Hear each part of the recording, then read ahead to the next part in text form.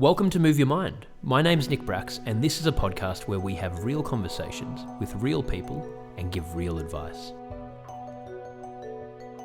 Have you ever tried to get help to take the plunge and start seeing a psychologist, a counsellor, a professional of some sort, only to find you end up more frustrated and lost than when you first began? On today's episode, I got to talk to a psychologist about just that. It's a frustration that many have faced, including myself, and it's something that we're not taught how to navigate, and the government can't accommodate for the needs of everyone. It can be overwhelming, and often it's just hard enough getting an appointment, yet finding the right person. If you're going down the psychologist path, how do you find the right person for your needs? If you spend a lot of time vetting them, you spend the money, you get a mental health care plan, and you start only to find that they're not the right fit, you have to start that process all over again, and many get worn down. It's why we need to talk about these topics. We're going to explore this and more and give a lot of really practical advice on what you can do if you want to get help and how you can try and avoid a lot of the pitfalls that many of us face. Dr. Aileen Alegado is the director and primary clinician at Mindset Consulting. As a registered clinical psychologist, she brings a wealth of knowledge and experience to the practice, specialising in the treatment of mental health conditions, the administration of neuropsychological assessments, and the use of psychometric tools. Her passion for seeking out therapy models for work ensures that you receive tailored support at every turn. Thank you so much for tuning into the Move Your Mind podcast. You can also find it on YouTube. All of the links are at nickbracks.com/podcast. You can also purchase the Move Your Mind book at nickbracks.com/book, and you can join the Move Your Mind community at moveyourmind.me. Eileen, so good to have this time to talk to you on the podcast. We've been going back and forth and found a time. So I really appreciate, I know you're busy, so I appreciate you making the time to come and chat to me. Thank you for inviting me on this podcast, Nick. I'm excited to be here today. Yeah, no, so excited to have you on. And, as happens a lot of the time, we started sort of talking just before we, recorded about topics we're going to talk about and, the industry with, psychologists and counselors and a whole lot of things. And, interesting conversation came up. So it's, I'm really excited to talk to you today about all of that because, it's an interesting area and an area that we're not educated enough about. So, we'll definitely lead into that. But before we do that, can you just give, just for our listeners so they can learn more about you, a bit of a background on yourself and how you came to what you do now? Mm-hmm. So my name is Aileen Alegado, and I hold a doctorate in clinical psychology, and I run a private practice which is based in Sydney, Australia, that really focuses on provision of counselling, mental health services, but also do the corporate side, so corporate wellness, well-being seminars and retreats. And of late, the latter part is what kind of I've been doing a lot more of work on.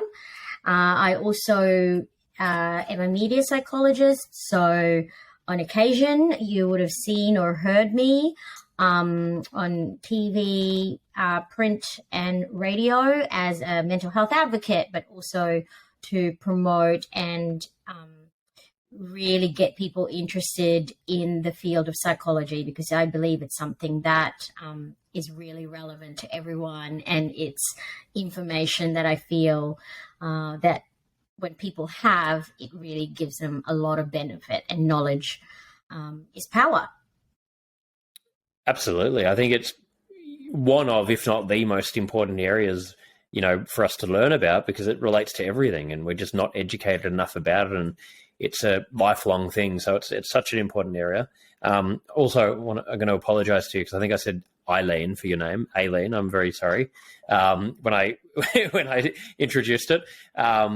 But anyway, it is such an important area, and yeah, super impressive what you're doing. And I guess I may as well jump into, one of the topics we were talking about before. When it comes to this area, it can be really confusing. You've got so many different places to go, and it's such a nuanced, complicated area. You've got counselors, psychologists, psychiatrists, life coaches. How do we how does someone navigate all of that and find, the right resource and the right way to go about it? Because it can be very confusing, and it can be really difficult to know, what is good and what's not. How can we navigate that? Well, it's a very meaty question and a really good question, because it is something that a lot of people ask me about. And within the community of counseling psychology, we also get really confused about how to be able to distinguish it to the public, because often when you're looking for say support, like as you said, there's like the definitions of counselors, psychologists, coaches, psychotherapists. It just gets really confusing. And what it comes down to is really the titles, which are, some of them are protected. So what that means is that, certain people can't use the title unless they have been admitted to a board, for example, right? So APRA will be the regulatory body that would be managing allied health. So to be a psychologist and have the title of psychologist, you would not just have a psychology degree and have an interest in psychology, but specifically you would have gone and undergone a training course, a training program that then allows you to be credited and be accepted into the board or APRA as a clinician. So that's the major difference between, say, even counselors. They would also have a professional governing body that will regulate what the training and what the practice is, and they are connected to and is accountable to these professional bodies, which in a way, when you think about if something goes wrong, who are keeping these clinicians accountable if they weren't practicing ethically, or, there's some issues in terms of how you are relating to them, that you can actually be rest assured that there is a platform. It's like a consistency that that the quality of what you're going to get. Now, in saying that, obviously there's been an increase in interest, especially since post-pandemic, in self-awareness, self-development, and that's evident by the podcasts that are now coming out, such as this, because there is a hunger and a thirst for learning about mental health, how to perform better, how to make our minds sharper.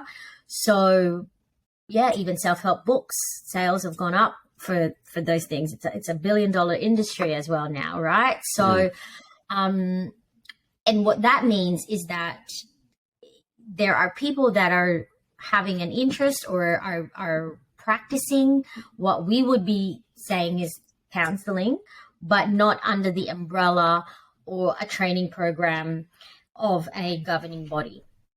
Yeah. So that means that anybody at the moment in Australia anyway, you can call yourself a coach, or you can call yourself a mindset expert, I suppose, and not really have any specific accountability to register or professional indemnity or anything like that. And so I think diversity is good, but this coach-clinician debate is very much still fresh.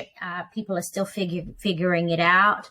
And I do think that there is a difference, because with people calling themselves coaches, and psychologists can call themselves coaches as well, it kind of removes the stigma that I am seeing a psychologist because I've got mental health issues.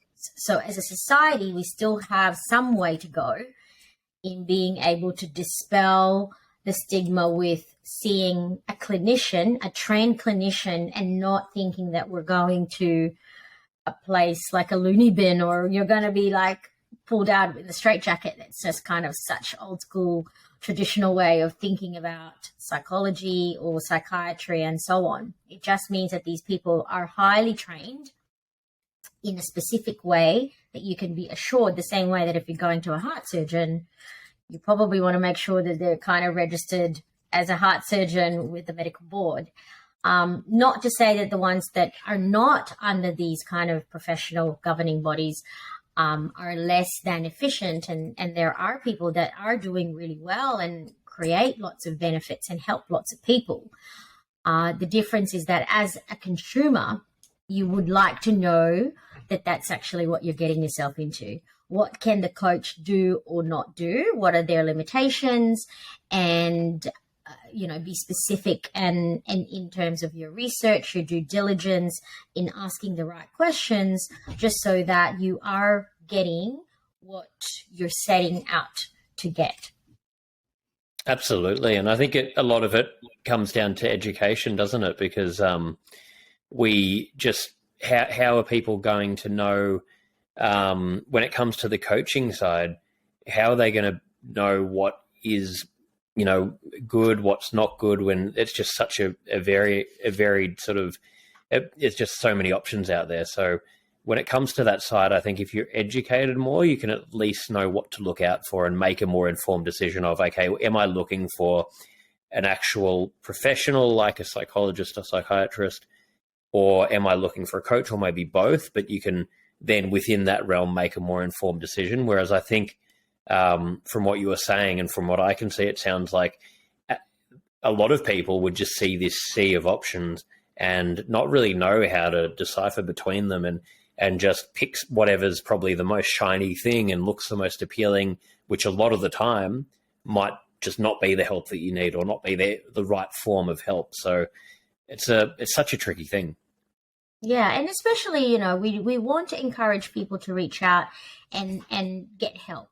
And definitely, when it comes to having these conversations, mental health, reaching out because you're struggling, I feel like definitely we want to reward that by having a positive experience, which is basically, you going to invest and put the time and energy and the money in something that hopefully is going to get you what you need, and knowing the point at which maybe a coach might be limited in what they can do. Because if you think about coaching, it's much more here and now. It's about, your performance. It's about maybe, kind of more about building self-confidence and, bettering relationships, acquiring some skills. So it's very practical coaching, right? Whereas therapy is a little bit more introspective, because it assumes that a lot of how we are in the world is a product of an imprinting of beliefs, experiences, both positive and negative, that then comes out in behaviors. And so, which, when you think about it, you can kind of change how you are by learning skills. Let's say time management. Let's say you're trying to get someone to, or you're trying to kind of wonder, why am I late to things all the time? And one of the things a coach might be able to work with you is, let's say, boundary setting. You're trying to do too much, so prioritizing, time management, right? These are skills that you would be able to acquire, learning how to say no, because maybe that's kind of part of the reason why things get a bit much, and then you're running late because you're trying to fit in too much.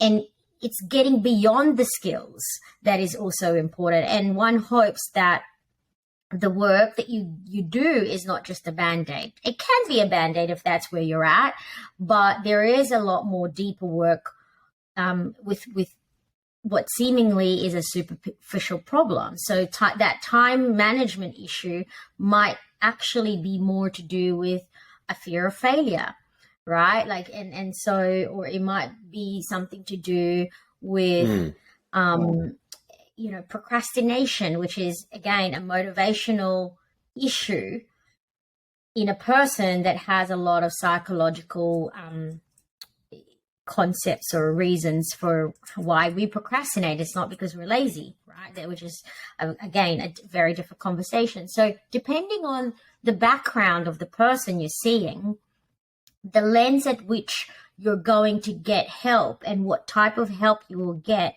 can also change. And so just keeping that in mind, so that again, you get the value for the time, the energy, and the investment that you put in terms of this self-development. Yeah, that's such a good point. And that, I was thinking about that recently where, you could get a coach, or you could be looking at, trying to be more disciplined at something, and you're struggling with the discipline, or you're not sticking to it. And it might not actually be because you don't know what to do. It could be because on a psychological level, there's some underlying things that haven't been addressed. So it's, trying to understand what to work on. But I guess the other part of it is it can be kind of overwhelming and exhausting for people or not affordable as well. If they want to work on multiple things, how do they choose what to do first, where to go to? And then even within the realm of I know for myself and so many people that I've spoken to that have seen different psychologists over the years, my experience has been, I saw a number of them, and it got to a point where I was having to say, hey, I don't want to spend, 2 sessions just telling you my backstory again and going through all these different theoretical things. I understand it pretty well. I want to work with you, and how do I tangibly tell me what to do? And I found it incredibly frustrating that the majority of the time it was very, very hard to get that to happen. So I don't know if that's like a common issue or that's just how the system is, but it's something that, I know it's not just me that's experienced. I've spoken to so many people that have that frustration, and it can be exhausting because, you're making that step to go and get help. You're spending the money, you're spending your time researching who you're going to go with, and then it can take a long time to even get an appointment, which is another thing I wanted to talk to you about in a second with, I know with psychiatrists in Australia at the moment, it can be literally 6 to 12 months to get an appointment, which is kind of crazy. So that's in a second. But on this current topic, is that something that you see as a common problem, and how do we navigate that where you're finding the right psychologist and one where you can actually get the tangible side of things happening? I think there's also you're absolutely right. And that frustration is shared across the board. And I feel that there is also individual differences between clinicians and practitioners. That is more to do with how they are as a person as well. Are they, kind of more of a counseling, kind of listening type, compassion, and again, being aware of what it is that you need. Do you need that mother figure to kind of really just validate you, and that, is that enough? Is that what you're looking for? Versus you're looking for someone to challenge you, keep you accountable, give you tools, and get to the heart of things, right? Or to kind of like essentially call out what's going on and problem solve and fix, so to speak, the things that are kind of like really distressing for you right now. And I think that is, a really relevant issue to bring up on your first session, right? Like, what sort of work have you done on this? What do you know? What are you wanting to get out of it? So being clear on your goals, doing your due diligence, and asking the psychologist or clinician how they work, what you would like, and kind of, it's a little bit like dating, Nick, where you're like having to find the right rapport and energy that vibes with you, right? Where it feels like you have a balance of this understanding from the other person, and so they're not probably too dissimilar from you, that you're having to explain everything and anything.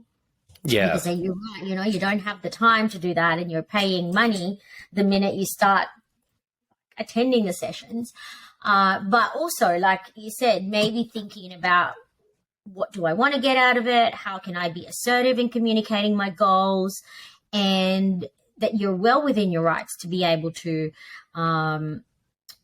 ask for those things, if that's actually what's important. A good clinician will always ask you what your goals are from the get-go, because they're there to serve you, right? So they're aware that this is about what you need. So even if they think that there is something underneath that might be more important, essentially what you're saying in the here and now is much more relevant than what I think or know and might be curious about, right? Because it's actually about giving you what you need first, making sure you're walking out with those things, and then if there are any interest in the deeper stuff, then that now comes organically and naturally anyway as the sessions progress.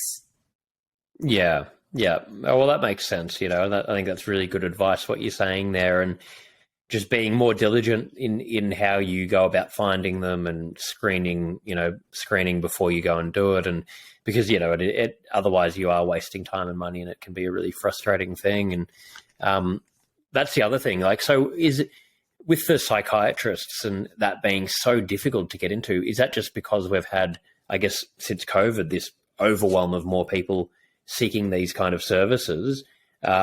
It seems crazy to me that it's that difficult to, it's already very expensive, but even people that want to spend the money often can't get to see a psychiatrist now.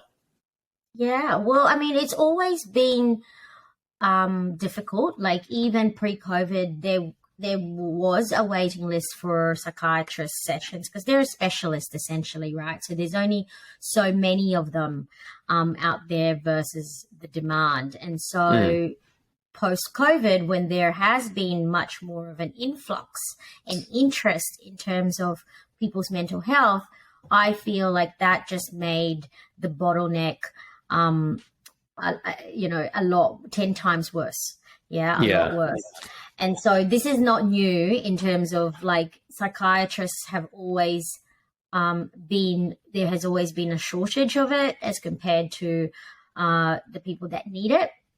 And often there isn't enough psychiatrists, and it is also because it's a specialist type of training.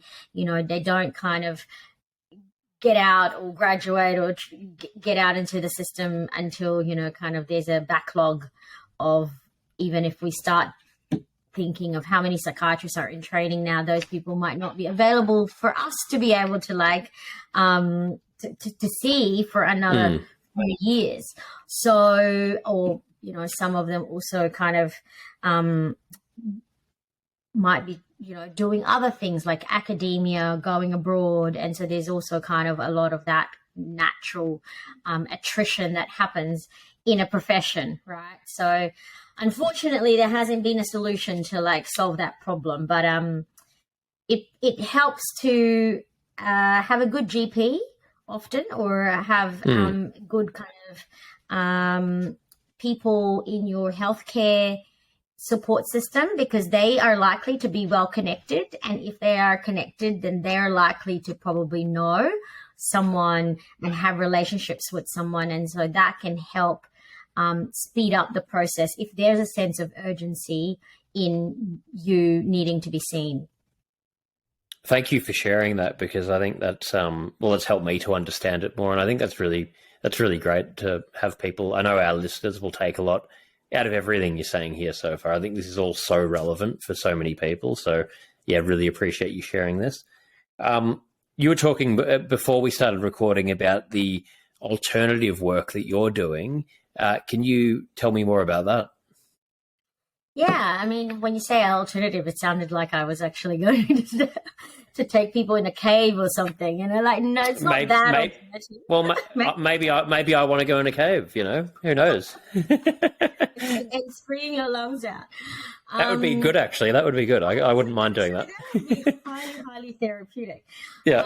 So the traditional way of therapy, as you know, is like this kind of, there's a couch, you're sitting down. And so there was a lot of sitting down and one-on-one sessions that I found very exciting, being able to hear people's stories, but at the same time quite taxing, as a clinician. But also I found that there are some people that just can't sit for a whole hour, or if they're depressed, just energetically, it's just really hard to maintain concentration, and it's not, that format is not for everyone.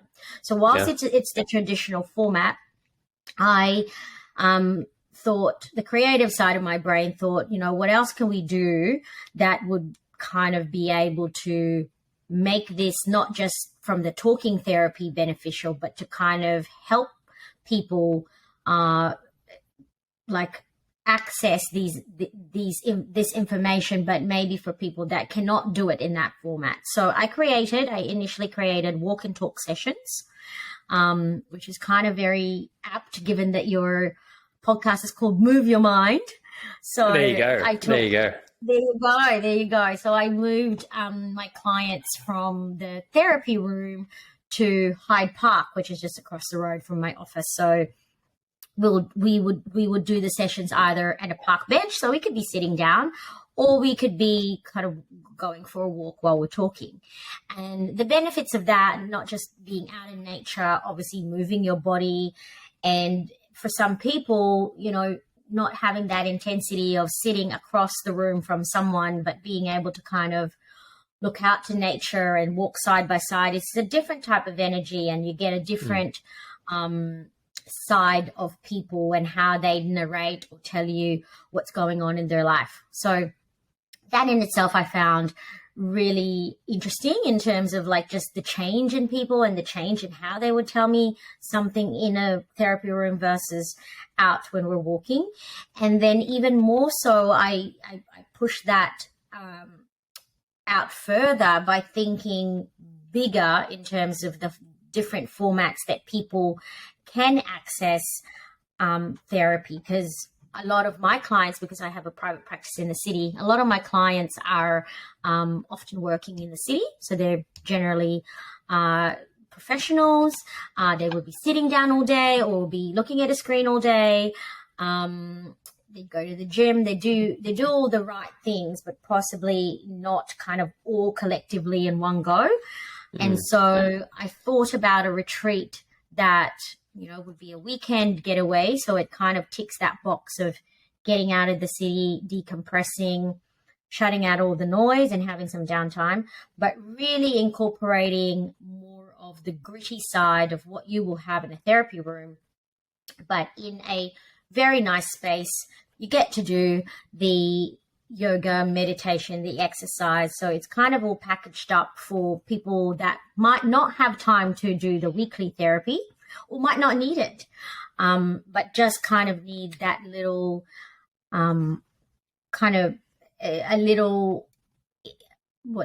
getaway that is much more meaningful than just going away on holiday or going to kind of just a retreat to exercise or to eat well. So it's a little bit more holistic and really, really focuses on your well-being. So that's also something that's slightly different from what's out in the market. And that's something that I've started doing since COVID, actually, since 2020. We managed to get 2 retreats in and then started back up last year, and we'll be having 2 this year. So very excited to, be sharing that with you all. Thank you so much for supporting Move Your Mind. We're expanding the offerings of the organisation, and we're tailoring everything we do to suit you guys and to try and answer to all of your needs and the questions that you send in. The book is available globally. You can find all of the links at nickbracks.com/book. And we've just released the Move Your Mind community. We've currently got a men's community group, a women's community group, a general group. We're going to be loading up other groups, and you can find all of the links at moveyourmind.me. This group's been created based on the needs of what we've heard and learnt throughout running Move Your Mind. And we have live events, we've got courses, we've got huge amounts of value, the ability to share information, share ideas, work in groups together to grow and share your learnings, to learn about different topics. You get email reminders. There's a whole lot of features in there. We're constantly updating it, and we're so excited to share it with you. You can find all of the information about it at moveyourmind.me. Amazing. I love that. And that's I'm surprised more people aren't doing it, because that's such an incredible such an important thing to have, because everyone, like you're saying, everyone's different, everyone learns differently, and we not everyone wants to just sit there, and it does fit in with what this podcast, a lot of move your mind, and the premise behind that, to really be out there, to be more active, to be moving, to be trying to find different approaches. So yeah, I think that's really, really important what you're doing there. Really cool. Yeah, and it just kind of like allows us to think about mental health or well-being in a different way than, like if you're kind of high functioning, or you're saying, oh, most people that come to me would even feel guilty because they would say, my problem is a first world problem, right? And so there's even this kind of guilt for wanting or asking for help for something that they might feel isn't, bad enough. But really the truth is, it's like suffering is relative, right? So if this is something that is holding you back, if this is something that is not, not sitting well with you, like anything, why wouldn't you actually address it? And there is no judgment in terms of how big or how small problems are. They're problems. And, again, people should be rewarded and encouraged and reinforced positively to continue doing that, right? Because that means that person is taking accountability. That person is doing something about their situation. And so, yeah, there is no problem too big or too small when it comes to how we look after ourselves, because we know that if you don't have your health and your well-being or your mental health, everything kind of really falls apart, whether that be your career, whether that be your ambitions in terms of, like goals in life, relationships, and so on. Absolutely. It's really at the top of that pyramid. Like if you get your mental health right, everything else flows from there. You're going to be more likely to exercise, eat well, do all these other things. But if you don't get it right, everything's going to fall by the wayside and so it's going to really have a sort of ripple effect in the positive or negative, depending on how you approach it. And I think that point you said, I totally agree. And I think that's really, really important for people to hear. There's so many people that I hear from and that I just talk to in conversation that feel guilty or say, even when they are struggling, well, it doesn't matter. It's not important because I've got too much privilege for it to be relevant. But that it's just not true, because every single person is going through their own unique experience. You've got like someone like James Packer, who is a billionaire, and he's depressed and has drug problems and has had all these huge issues. And you've got a lot of, celebrities, famous people that are suffering. So that suffering is not any less relevant than someone who is struggling financially and, has other problems. That's relevant as well. But it's all, at the end of the day, you've got someone and they're suffering, and you can't compare levels of suffering. It's unique to each individual. And the message is pretty simple and clear. It's, if you're suffering, you should get help, and you should not feel shame or embarrassment or like you're a burden for doing that. So, yeah, I think it's just a really important point, that one that you brought up. Yeah, and very good message as well for everyone to kind of realize that this is not a box, like you don't get categorized as like coping, not coping. It's a continuum, right? So there are times when we're more resilient and then we're the ones that are helping people. And then there are times when we're the one asking for help. And hopefully that's what we are, that's what we're about in terms of like creating human connections, because we're all really like very much similar to each other, right? Like not one person, is immune to suffering and to difficulties, and we're not always going to suffer, right? We could be the ones, like I said, sometimes we're good and then sometimes we're not, at the same time as like other people will also be operating in that continuum. So I think the more that we talk about it, the more that people know about it, whether for ourselves or whether for our friends and family, we can identify and see, the signs and the symptoms early on, then we can be there for each other, and yeah, we'll get through the other side together. Absolutely. And what are some of the things that you personally do in your, your day-to-day life to look after your mental health and well-being? So I try to start my day walking to work. I have a privilege to live near the city, and every day my commute is a 20-minute walk through Hyde Park, which in and of itself is already kind of, I feel, calm getting to work, and being around nature is really good. Listening to a podcast while I'm doing that, so I'm also kind of feeling quite inspired and nourished, and I'm very careful about what I consume when it comes to information, because I guess there's a lot of negative information out there, so I kind of monitor that. That's how I look after my mental health, in terms of social media, who I follow, podcasts, books that I read. I kind of make sure that is in line with what I want my life to feel like, which is, kind of optimistic and joyful and happy, and light and bright. And so I try to kind of like start my day with that. And I definitely take breaks. I don't eat in front of my desk at all, because my days can be long. So if I don't go out at lunch, then, it'll be dark when I get out. So again, just the moving and being able to kind of focus on the things that I can do when I do have the time. Exercise, obviously, and the things that I consume, as in eat as well. And I am a massive extrovert. So often, whether it's like my friends that I'll call at the end of the day, or, I'd go out of the office and talk to people around the office. I get a lot of energy from human interaction. So just saying hi to someone or doing kind of small, kind things often fills up my cup. So those are just like small things that I tend to do on a daily basis to look after myself. And then there's the bigger ones, like kind of making sure that I do go to therapy. So therapists have therapists. I can confirm that. Yes. Because I like to walk the talk, like if I'm like preaching about it, I feel like, hey, I should be doing that. And the other things in terms of making sure that I have breaks, holidays to look forward to.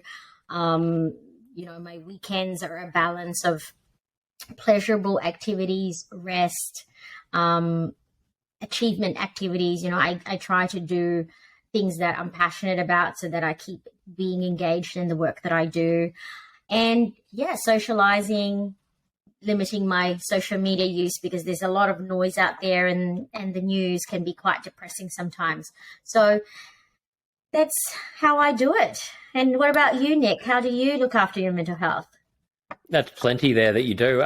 What do I do? Well, exercise is the biggest one for me. So I come from a sporting background, and exercise, it's just crazy. It's obviously, we all know how much it helps, but I just can't believe how it's almost profound how much, it makes you feel better. So exercise every morning. I gratitude journal every day, which I find so helpful, because I can have a tendency to look at the negative or, project to the future. So just trying to really ground myself by doing the journaling. I try and meditate most days when I can, and I find that really helps. Breathing exercises, and then just connecting with close friends, having real, open, honest conversations, having those kind of relationships and people in my life, I find to be critical. And I'm pretty lucky that I've got, a very small, close circle where I have that on a daily basis. And I find that's just so helpful.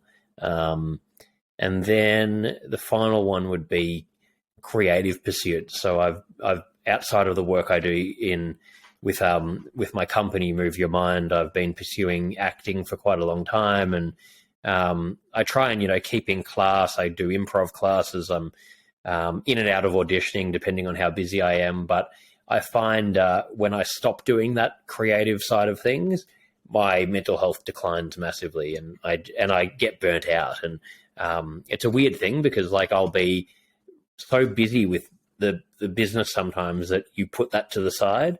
But that's actually when I need it, because even when you're so busy and you don't feel like you have the time, when you go and do something creative, it actually reinvigorates you and you almost feel ready and excited to go back to the other work. So it's a continuing process, but that's the part that I've just learned is, so important. So, that's a bit of what I do.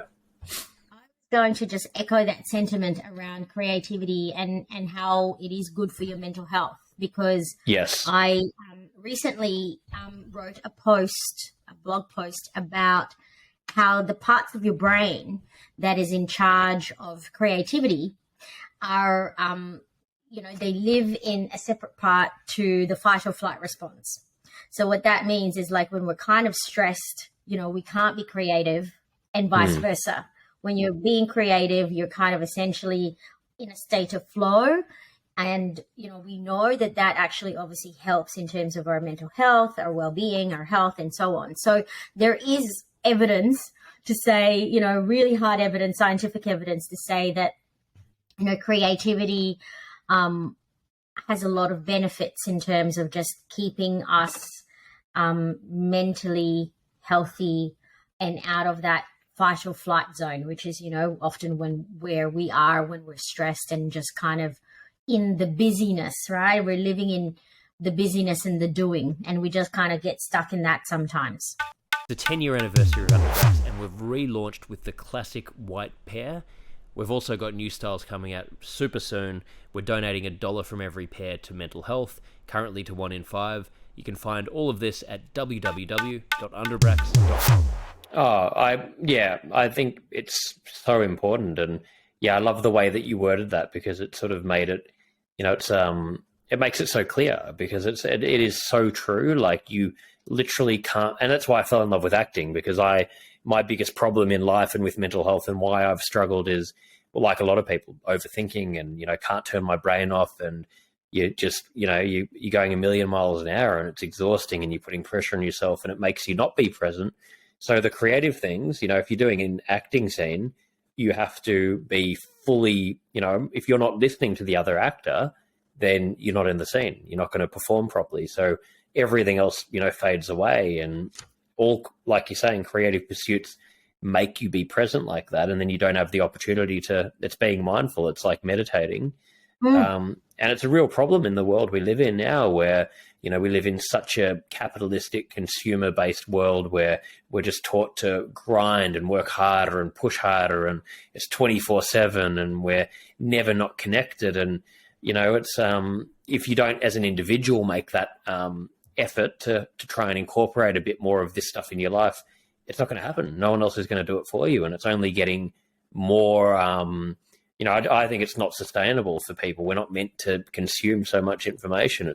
It's our brains aren't built to do it. So you've got to really make that decision for yourself. Otherwise, you'll be just caught up in this rat race of never ending sort of just, looking for the next thing. Yeah. And I see that a lot in my work, where people are at that place where they are successful, they're doing really well, but yet feel empty, right? Yeah. Like, or they kind of feel like they have all this success, but they don't really feel the benefits of it, because they couldn't absorb it, because they're just relieved that one is done, but there's just so much more to do still, and it's never ending. And so that's something that I feel like a shift in how we live life and our mindset and what's important to us. Actually, that's where I think kind of changes a lot of that. Yeah, exactly. And I wish that we were taught in society to value all the thing we were striving for, rather than, monetary success was to just be, purposeful and engaged in what you're doing. And if that was the definition of being successful, and that's what we were striving for, it would be a very different world. And if you do that, you're still going to get results, if you do it in the right way in the career that you're in, but it means you're actually enjoying the process and you're engaged, and you're not going to get as burnt out. And it's the amount of people I've met, a lot of my friends as well, that have gone down, had a major success in business, and then they're unfulfilled. They get there, and then they almost get more depressed, because they realize, hang on, that I spent the last 20 years doing this thing that I told myself is going to make me happy if I just kill myself to get there. And then you get there and you're like, hang on, why do I not feel any better? And then you spiral even more because then you actually don't know what to do at that point. So it's, it's a crazy world that we live in. So I finish every interview with 5 closing questions. So I'm not going to throw you too far under the bus here. But the first one is, what is the best childhood memory that comes to mind for you? I would say my 3rd birthday party. And yes, I remember it because, and maybe the photos help. I think my mum spent like a month's wages on this party. And so if you can imagine like a wedding set up, but, you know, with clowns, with like, it's like Coachella for 3-year-olds. And this is... But this is many moons ago, so it was ahead of its time, and everybody wanted to be at that party, and I was really excited to be at that party. I remember all the rides. I remember the balloons with my face and my name on each balloon. That's a favorite childhood memory of mine, and I've still got tons of photos as well too, which I'll share one day, Nick. I love it. Yeah, I can't remember anything at the age of 3, but I think if I had a party like that, I probably would as well. So it's, I'll have to see photos one day. What do you think is currently the biggest burden on mental health in society?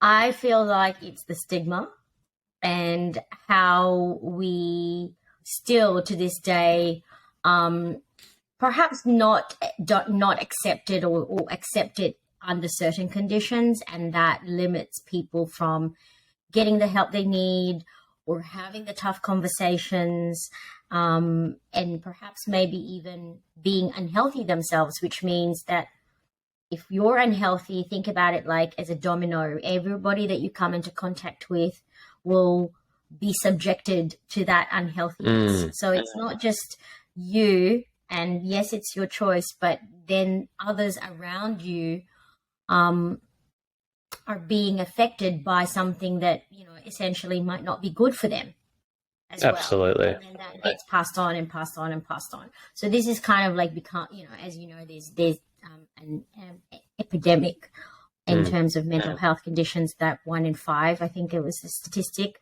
of Australians will suffer a mental health condition at some point in their life. So it's huge because it means that there is a likelihood that you would know, if not, you know, yourself would have been through that. And so that's kind of important, and it's something that we should be able to like speak a lot more transparently and openly about. Absolutely. What's your personal definition of happiness? Freedom. So for me, to have freedom to choose, to have the freedom to live life how I would like to, which kind of sounds a little bit like cliche, but it's actually quite hard to do these days. There's a lot of noise. We're trying to please so many people and do the right things and be accepted and be authentic to ourselves at the same time. So, you know, I guess that's kind of my working definition of what happiness looks like, is the freedom to be able to be myself, so that I can have creative pursuits. I can have interests, relationships free of fear and suffering.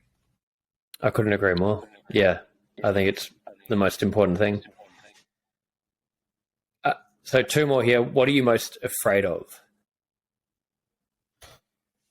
Okay, my biggest fear, believe it or not, maybe it's somewhat related to my answer beforehand, is going to prison.